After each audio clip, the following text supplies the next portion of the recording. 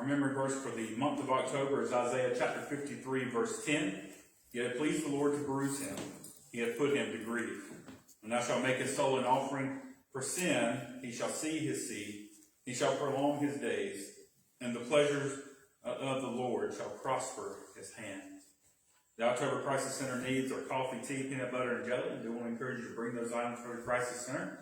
We are collecting peanut butter and jelly for the Crisis Center now all the way to the end of November. And so we have 12 things of peanut butter and 3 things of jelly that have been brought in so far. And I want to encourage you to continue to bring those items in for the Crisis Center. And I do want to encourage you, if you're cleaning out your shelves or something like that, you have some items that could Crisis Center could use. I do want to encourage you to bring those as well. Some canned goods or some box dinners or whatever it is. If you have some of that stuff that you want to clean out and donate, the Crisis Center needs everything that they can get. And so I just want to encourage you to give as the Lord leads, as you can. But we definitely want to continue collecting peanut butter and jelly. Women's Bible study and brunch is every 10 a.m. Every Tuesday at 10 a.m. And no women's Bible study on November 23rd. November the 3rd will be Missions Night. It'll be led by the WMU. And November the 6th, we'll have the children and youth trip to the Riverbank Zoo. And we'll meet on the entrance side now at 9 a.m.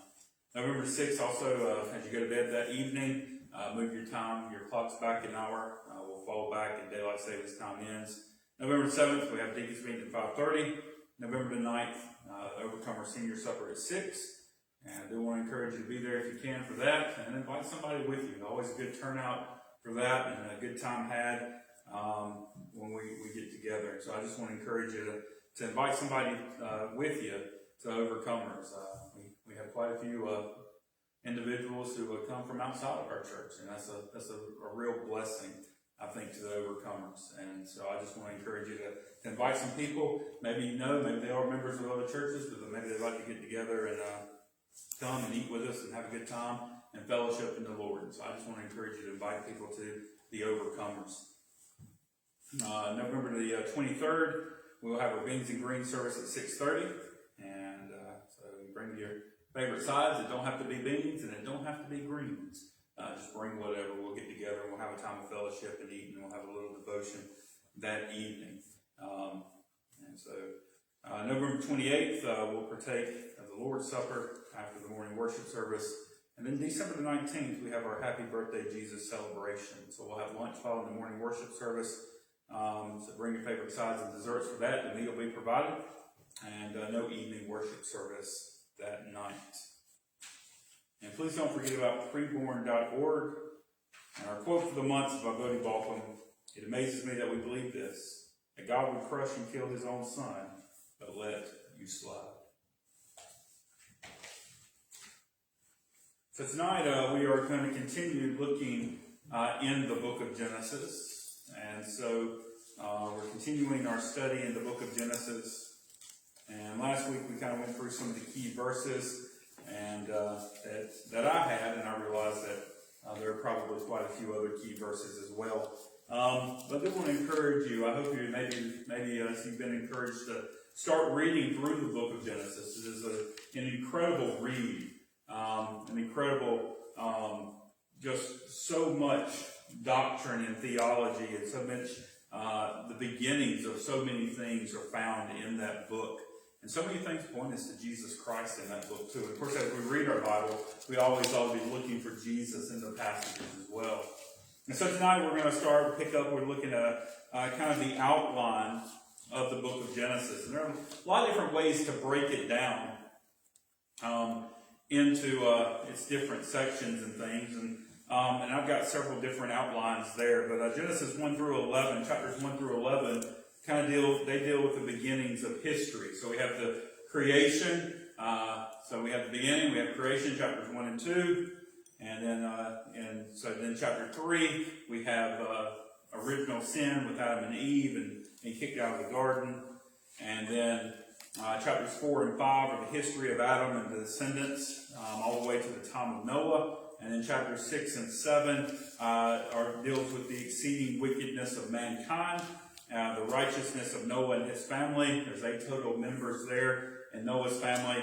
and then the destruction of the entire world by a global catastrophic flood as God's judgment is poured out on the wickedness of mankind.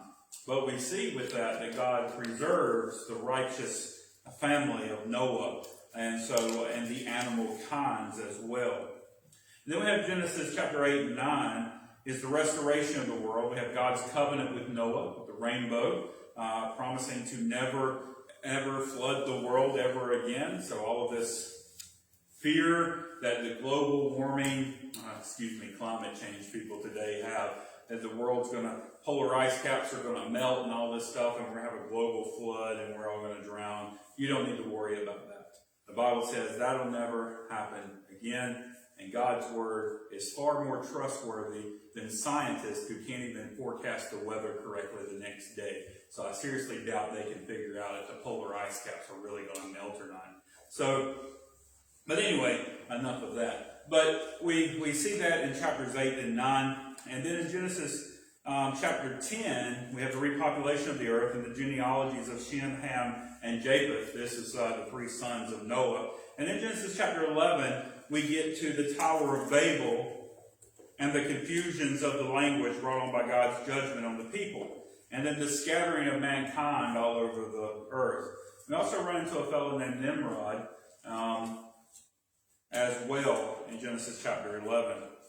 Then we look at Genesis, the account of Abraham runs from Genesis chapter 12 to chapter 25. So we have the account of Abraham. And then the account of Isaac is chapters 24 through 28. The account of Jacob and Esau is 25 through 36. And then the account of Joseph is chapter 37 through the end, through chapter 50. And so if you want to take the whole book of Genesis and divide it into two sections, you can do that. We have something you might want to call it maybe the primitive history, which includes creation, the fall, the flood, and the dispersion of the human race, basically Genesis 1 through 11. And then you have the patriarchal history, which basically is dealing with Abraham, Isaac, Jacob, and Joseph. And that's basically Genesis chapter 12 all the way through the end of the book of Genesis. So Genesis chapter 50. And so as we look at those things, we kind of went through Genesis 1 through 11. And then as you look at Genesis chapter 12 through 25, we have the history and travel of Abraham and his family.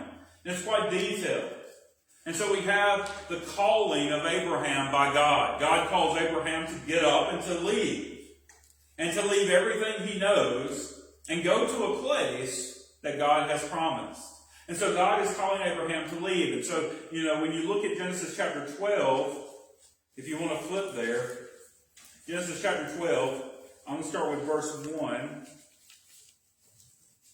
and read through verse 5. Genesis 12, verse 1 says this, Now the Lord had said unto Abram, Get thee out of thy country, and from thy kindred, and from thy father's house, unto a land that I will show thee. And I will make of thee a great nation. And I will bless thee, and make thy name great, and thou shalt be a blessing. And I will bless them that bless thee, and curse him that curseth thee, and in thee shall all the families of the earth be blessed. Verse 4. So Abram departed as the Lord had spoken unto him, and Lot went with him, and Abram was 75 years old, when he departed out of Haran. And Abram took Sarai his wife, and Lot his brother's son, and all their substance that they had gathered, and the souls that they had gotten in Haran, and they went forth to go into the land of Canaan, and into the land of Canaan they came. So if you go back and you look at verse 1, notice what it says one more time. It says, Now the Lord had said unto Abram, Get thee, notice what he says, Get thee out of thy country, and from thy kindred, and from thy father's house, and to a land that I will show thee. When we look at Genesis chapter 12, Abram, or Abraham, will come later to be known, is told by the Lord to leave everything he knows. But the good thing is that whatever Abraham leaves, God's going to bless him far more than what he's leaving behind. So he says what? He says, first of all, God says, Get thee out of thy country. Leave this land that you live in. And what am I going to give you in return? I'm going to give you your own nation. You'll be the father of many nations, but I'm going to give you your own nation. I'm going to give you the promised land. So you leave Haran and you go to the promised land. And then he says, and from thy kindred, leave your family. Okay?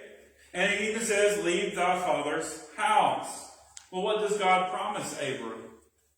Well, he promises him that he'd be the father of many nations. He promises him a son by his wife, Sarah. And so we see this here. And notice how old Abraham is when he leaves. He leaves. It says in verse 4, so Abram departed as the Lord had spoken unto him, and Lot went with him. And notice, Abram was 75 years old when he departed out of Haran. Talk about a life change at the end, at what we would consider the end of life, right? I mean, that's a big deal. And he's to pick up everything he has, and to go to a place he's never seen before. Go to a place, and God will tell you when you get there. Now, that's pretty amazing. And notice what verse 5. Verse 5 is so wonderful. Because notice what Abram does. And Abram took Sarai his wife, and Lot his brother's son, and all their substance that they had gathered, and the souls that they had gotten in Haran. Notice what it says. And they went forth to go into the land of Canaan, and into the land of Canaan they came. And in verse 4 it says, so Abram departed as the Lord had spoken unto him. God tells him, Abram doesn't. He doesn't ask questions. He doesn't do what I would probably do. Okay? I'm kind of more like, I feel like Moses. God's going to start asking questions, start telling me to do stuff, and I'm going to be like, Lord, I don't know if I can do that. Lord, I can't talk. Lord, I can't do this, I can't do that, and start making excuses. Abraham doesn't do that. God says, go. Abram picks up everything, takes all his family, takes Sarah, and all the possessions that they have, all their servants, all their cattle, everything they have, and he leaves. He does just what God says. And we see this in Genesis chapter 12. And throughout Genesis 12 through 25, we see Abraham's life, and we see how God goes with him and leads him all this way. We see God working in mighty ways in the life of Abraham and Sarah. We see the covenants that are made with Abraham. And then we get to Genesis chapter 26 and 27. We have the history of Isaac and his family. And what we see, even with Isaac, and we see this early on, in Genesis chapter 12, starting in verse 10, Abram goes to Egypt, and he lies to Pharaoh, and he tells him that Sarah is his sister. This is kind of a half-truth. And Sarah, at the age of at least 65, because she's 10 years younger than, is a beautiful woman. She's still a very attractive woman at age 65. And Pharaoh and many of the princes of Egypt still, they desire her. They desire her to be their wife. And so Abraham, of course, he's scared that Pharaoh's going to kill him and take his wife. He lies. And God, of course, places a curse on Pharaoh's house, and they kind of figure it out. And verse 19 says this in Genesis 12, why sayest thou, she is my sister, so I might have taken her to me to wife? Now therefore, behold, thy wife, take her, and go thy way. Get out of here. Why'd you lie to me? That's your wife. Take your wife. Get out of here. And Pharaoh commanded his men concerning him, and they sent him away and his wife and all that he had. Get out of my country. Because there's a plague upon Pharaoh's house as long as Sarah is there. And so every time he tries to make his move, so to speak, the plague, it just gets bad. Well, what do we see with Isaac? Isaac does the same thing. You can imagine Abraham and Sarah telling this story, right? As they look back and Isaac hears this story. And you can imagine the two sides, because I can't imagine that Sarah would be very happy that all this happened. And so Isaac hears the story. What does Isaac do? He does the same thing. He lies and he says that his wife, Rebekah, is his sister. Same thing. Just to goes to show you that your kids learn from you. Whether it's good or whether it's bad. Kids have a tendency to pick up what they do. And we see this with Isaac. But guess what? This lying that we see with Abraham and that we see with Isaac, we see with Jacob too. Jacob is a liar. And we get to Jacob. the history of Jacob and his family in Genesis chapter 28 and verse 36, through 36, excuse me. But if you'll flip to Genesis chapter 28,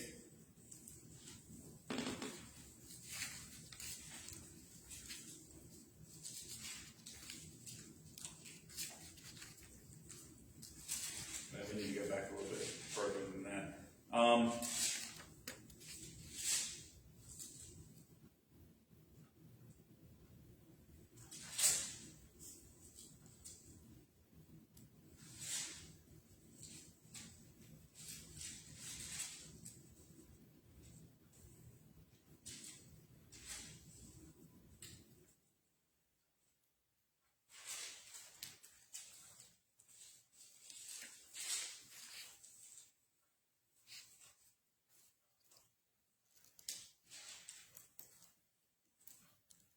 So if you look at Genesis chapter 25, we'll go back a little bit, looking at verse 19. So Genesis chapter 25, starting around verse 19. Here we have the birth of Jacob and Esau. All right? And so as we move on down, we'll start with verse 21 there in Genesis chapter 25. It says this, "And Isaac entreated the Lord for his wife because she was barren. And the Lord was entreated of him, and Rebekah his wife conceived." Verse 22, "And the children struggled together within her." Notice that. "And she said, If it be so, why am I thus? And she went to inquire of the Lord. And the Lord said unto her, Two nations are in thy womb, and two manner of people shall be separated from thy bowels. And the one people shall be stronger than the other people, and the elder shall serve the younger." So here we have God giving, Rebekah is inquiring why her two children, her twins in her womb, are fighting it out inside of her. They are struggling within her. Now, I don't know what that's like, by no means. But I do remember that when my wife was pregnant, that we could watch the baby kick the stomach. It was kind of weird, and of course you could feel it, but you could watch the stomach, and it would kind of, it was kind of bizarre. Imagine two babies in there slugging it out. And Rebekah knew that there's something going on. And so she inquires of the Lord, and the Lord gives her this prophecy. He tells her there are two nations in her womb. And they are the nation of Jacob and the nation of Esau. The nation of Israel and the nation of Edom. And their two manner of people shall be separated from their bowels. And one people shall be stronger than the other. And the elder shall serve the younger. Verse 24, "When her days to be delivered were fulfilled, behold, there were twins in her womb. And the first," notice, "came out red all over like a hairy garment. And they called his name Esau. And after that came his brother out, and his hand took hold on Esau's heel, and his name was called Jacob. And Isaac was 80 years old when she bare them. And the boys grew, and Esau was a cunning hunter, a man of the field, and Jacob was a plain man dwelling in tents. And Isaac loved Esau because he did eat of his venison, but Rebekah loved Jacob. And Jacob sawed pottage, and Esau came from the field, and he was faint. And Esau said to Jacob, Feed me, I pray thee, with that same red pottage, for I am faint. Therefore was his name called Edom." Verse 31, "And Jacob said, Sell me this day thy birthright.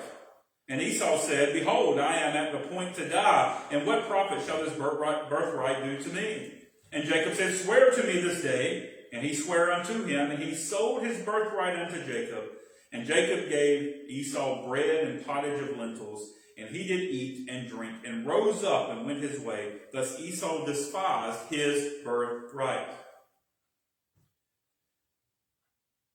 We have a hard time probably understanding the idea behind this birthright, but you need to understand Esau sold his inheritance. He sold all that he was to get from his father to his son, to his brother. He sold it all. The land, the cows, the money, the tents, the houses, whatever it is, the servants. But that's not the important part. He sold the blessing. Because what does God do to Abraham in chapter 12? He blesses Abraham. And we see that blessing of Abraham going through. And then what does he do? He blesses Isaac. And then what does he do? Isaac will pass that same blessing down to his next son. But it will not be to Esau. It will be to Jacob. And we'll get to that in just a minute. But I want you to notice, Esau comes out. He's like a hairy garment. He's so hairy. And he's red. He's red-headed. And notice the pottage that he eats is red. And he is called Edom. Why? Kind of like if you had a nickname and your nickname was Red. That would be that. His name, they call him Edom. And I want you to understand that there's this fighting going on between Jacob and Esau. From the womb. And Esau comes out first. So he's entitled to the birthright because he's the firstborn. And as he comes out, Jacob's hand is on the heel of Esau, holding on, trying to pull him back so he could be first. He didn't make it first, did he? But I want you to know who Esau is. Esau is the stronger. Notice, go back to verse 23. It says, 2 nations are in their womb, and 2 manner of people shall be separated from their bowels, a hairy one and a plain one. Right? And one people shall be stronger than the other. Esau is stronger than Jacob. He is a man of the field. He's a man's man. He's a hairy man. He's a strong man. He's a cunning hunter. He works hard all day long. He's a man's man. And who's Jacob? He's a mama's boy. He's stuck in the tent all the day long. He stays in the house with his mama and he's cooking food. He's washing the laundry. That's what he's doing. So you can see why Isaac would probably favor Esau more than he would favor Jacob. And this creates a major problem within the family. The dad has a favorite here, and the mom has a favorite there. Dad, Isaac, loves Jacob more, Esau more, and Rebecca loves Jacob more, and Isaac loves Esau more. My apologies. And you can see this split in the family to the point where Esau comes in from working really, really hard to the point of death. Says, give me something to eat. You can imagine this strapping man gives Jacob a hard time every day, right? He's picking on the mama's boy all the time. I can just see it. And I can see him beating him up and just making fun of him and all this stuff. And I can see him coming in. I'm to the point of death. Give me something to eat, boy. You know? Give me something to eat. I'm hungry. And Jacob is a cunning person too. He may not be a cunning hunter, but he's definitely cunning with his tongue. He's a liar. He gets it honest. It runs in the family. And he says, give to me your birthright, and I will give you food. And Esau does just that. In my personal mind, I can't even imagine doing that. Even if I really thought I was to the point of death, I can't imagine selling my birthright. Everything I have. Everything that I'm entitled to as the son of my father. I can't imagine selling it for a bowl of soup and a piece of bread. I can't imagine. I can't even begin to understand. This is one of the reasons why in verse 34 it says Esau despised his birthright. And so he loses it. Because he despised the blessing of the Lord, he despised his birthright, he's going to lose it. And he does. And then we move to chapter 27.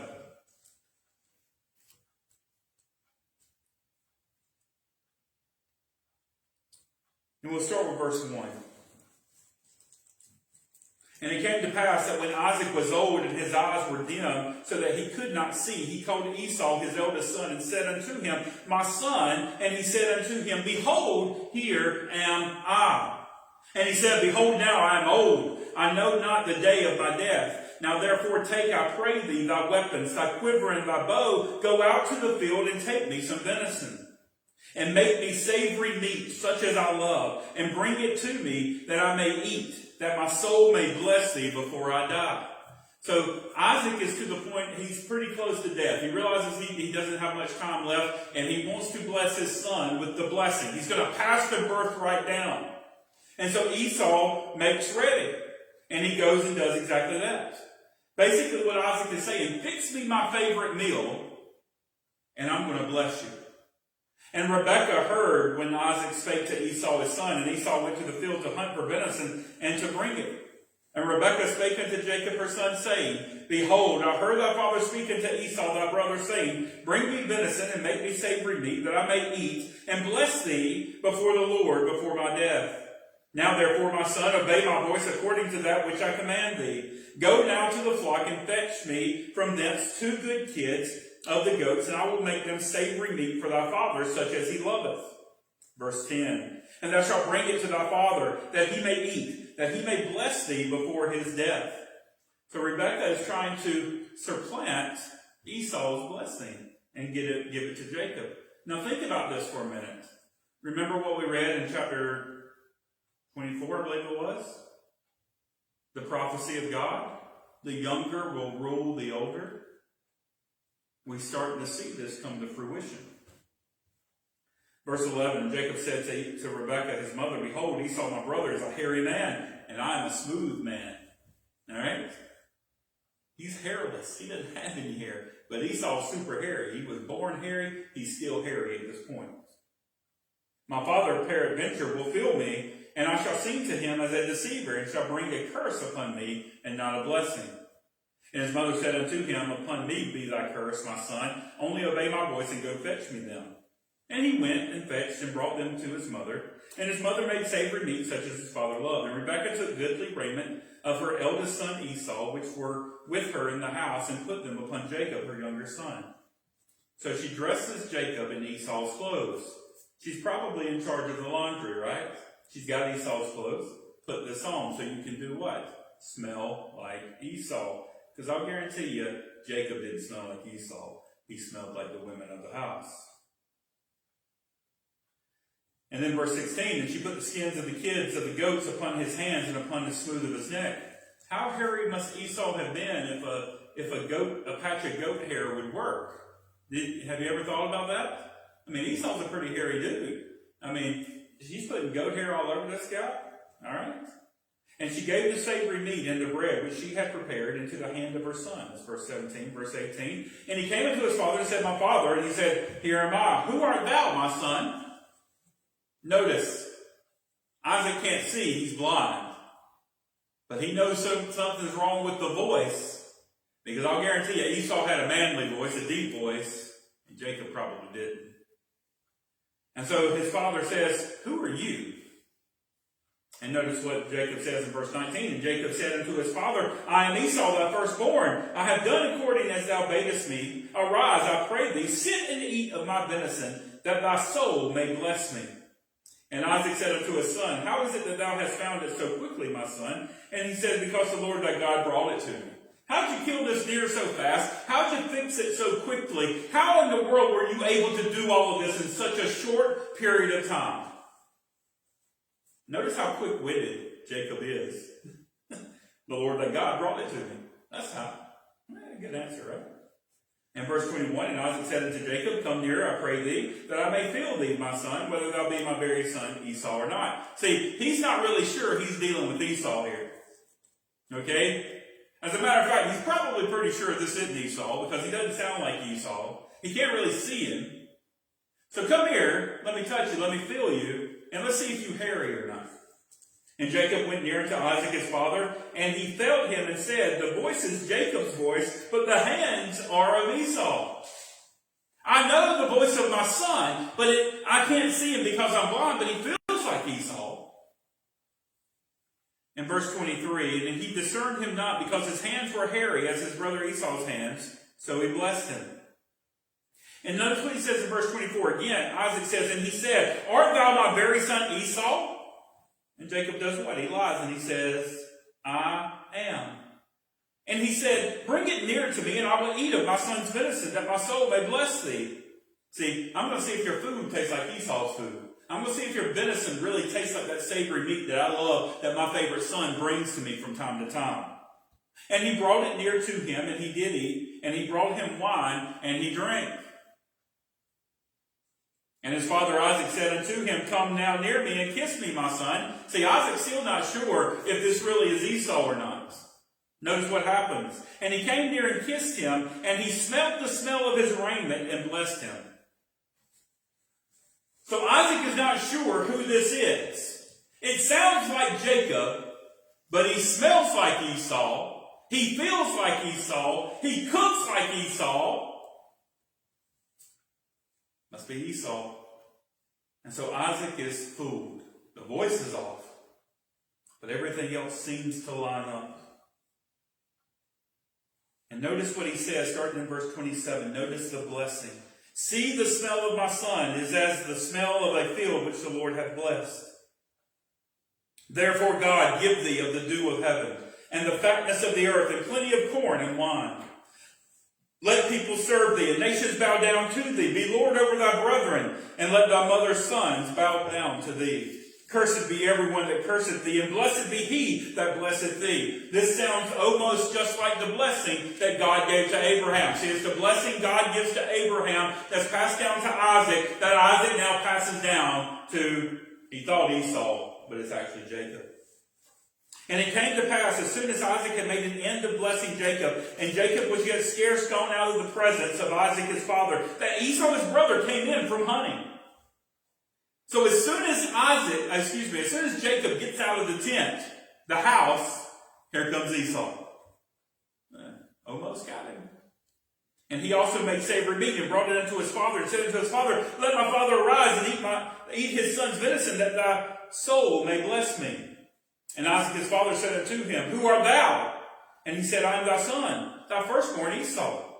Verse 33. And Isaac trembled very exceedingly and said, who? He's so upset. He's so torn in his heart. He's starting to shake. He's trembling. Who? Have I given the blessing of God to someone else?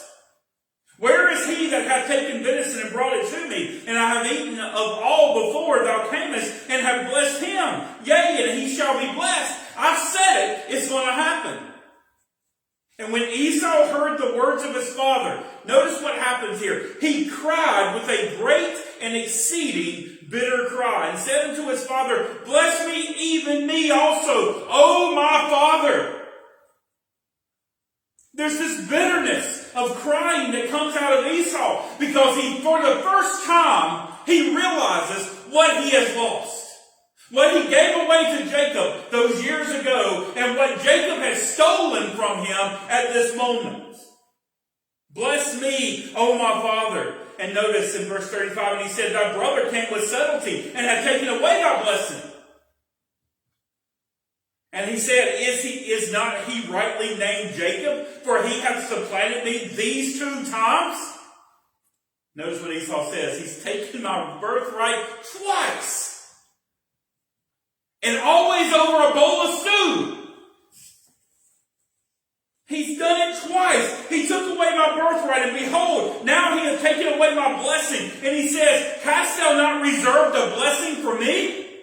Notice the question that Esau asked his father Isaac. Is there not a blessing left for me? You've given my blessing to my brother, the supplanter, the deceiver, the liar. You've given him my blessing. Is there not something for me? Is there not just a piece of blessing for me? Oh, Father, is there nothing for me to have?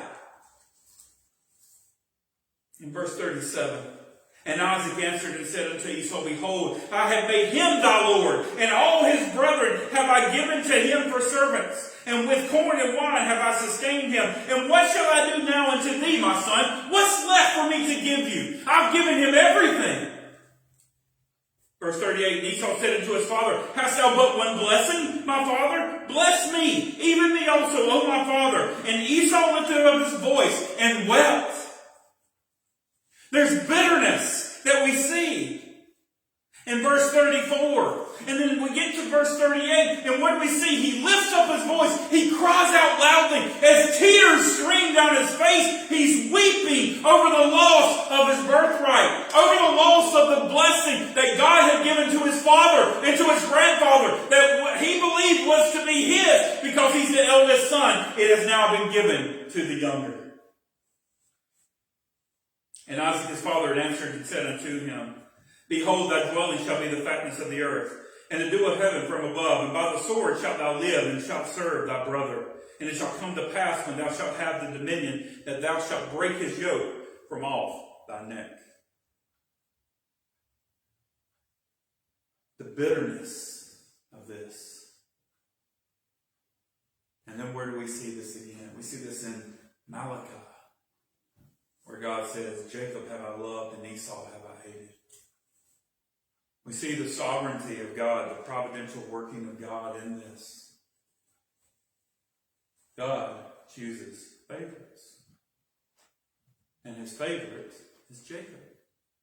He chooses Jacob over Esau. And Esau loses. And there will be a tension between these two nations. The nation of Edom, Esau, Edom, that should be easy to remember. And the nation of Jacob, which is the nation of Israel. Because God will change Jacob's name to Israel a little bit later on. And we see this. And it's incredibly powerful, the events that happen here, that shape the nation of Israel. And you know what? There is a hatred between Esau and Jacob. Esau hates his brother. Jacob has to flee. He goes to his uncle's house, to Uncle Laban, who, guess what, is a liar and a deceiver. Okay? He goes there. Esau says, I'm going to kill you. But once Jacob leaves, he's like, okay, I still got everything. So, ownership is 90%, ownership is 90%, possession is 90% ownership. So he's like, he's okay, right? Well, then Esau does what Abraham told his servant not to do. You see, Abraham sent his servant to go get Isaac a wife from his family. Go back to Haran from my family and get my son a wife. Don't go to anybody else. Well, Esau goes to his uncle's house, and his uncle is Ishmael, to get his wife. And Ishmael, of course, is the illegitimate son of Abraham through Sarah's slave Hagar. And from Ishmael comes the Islamic group, the Arabs. And Esau gets his wife from Ishmael. And Isaac, Jacob, gets his wife from Laban, from Abraham's family. And so we see this, and there's this definite split. You see, Esau goes to the not so blessed one, to the illegitimate son of Abraham. And Jacob goes back to the family of Abraham to get his wife. And so we see this, and we see Isaac and his family, and then we see Jacob and his family, and boy, we talk about some more issues. And then we get Joseph. And Joseph is the oldest of Jacob's favorite wife. And so he married two women. He married Leah, and he married Rachel. And Leah was not very attractive. She's the one that Laban fooled him with, and don't really understand how that happened, but it happened. And then he works 7 years to get Rachel, but he ends up marrying Leah. And then he has to work another 7 years to get Rachel. But it said the time flew by as if they were days. Now that's a man in love, isn't it? He worked 14 years for one woman. And they flew by like they were just days, like no time at all. Now that's a man that loves a woman right there. Okay? And so he marries these women, and Rachel, of course, is his favorite wife. And so her children, she doesn't have very many. God sees that he favors this wife over the other one and kind of shuts her womb up. And so they cry out, she ends up having two sons. She has Joseph and she has Benjamin, and she dies in childbirth. And Jacob is very bitter. He's saddened by this. And so he holds on to those two sons very closely because they're his favorites. Well, Joseph is the utmost in the favorite. And he blesses Joseph tremendously, gives him the coat of many colors. And Joseph starts having these dreams. And he drives his brothers crazy with his tattling and spying and bragging and all this other stuff. So his brothers get sick of it. They're going to kill him. They cannot stand him. They are to the point of murdering their own brother. That's how much they hate him. And part of it has to do with favoritism in the family. That's what it has to do with, part of it. Part of it probably had to do with Joseph's attitude. But a lot of it had to do with, their father Jacob, Israel, favored him. He was the favorite. He got all the benefits. Not the oldest brother of Jacob's children. But Joseph does. And he rubs it in quite nicely. They decide not to kill him, which was nice. They throw him in a pit. They rip his coat of many colors apart, kill an animal, spread the blood over it, tell their daddy they killed him. They sell him into slavery for some silver. They sell him to some Ishmaelites. Sell him to some uncle's family. And they take him to Egypt. And there he's locked away. Dad thinks he's dead. And everybody just kind of forgets about him. And we see the life of Joseph as God providentially works in his life. Think about it. He goes from favored son of the blessed man of God, Jacob, to a slave. He's a slave in Potiphar's house. He gets accused of doing something he didn't even do. He's thrown into prison, could have been put to death at any moment. He becomes the head honcho of the prison under the prison guard. But he's the head slave under the head prisoner. He's in charge of all the other prisoners. And then God blesses him. The two guys have a dream. He says, remember me. And then they forget about him. And they finally remember him later. And he moves his way up to second in command in Egypt. And from that position as second in command of Egypt, he is able to bring the entire family back together. And they settle in Egypt in the land of Goshen, which is the most fertile place in Egypt. It's in the Nile Delta. It's fertile, beautiful land. And all the children of Israel settle there. And this is where the 12 tribes come from the children of Israel, the children of Jacob. And from those tribes come a clan, come a community, eventually will become their own nation. And they are a nation trapped in a nation until we get to the book of Exodus, where they'll be delivered out of slavery, out of bondage, and will be given their own land, the land promised to Abraham, the promised land, Canaan, and they will have their own place. It will be a nation given a nation. And we see chapter 41 through 50 deals with Joseph being in the land of Egypt and being exalted. And so we'll close there for tonight. And then we'll pick it back up next time, kind of looking at some of that. I know we got a little bogged down in some other stuff, but hopefully it was good. But let's close tonight.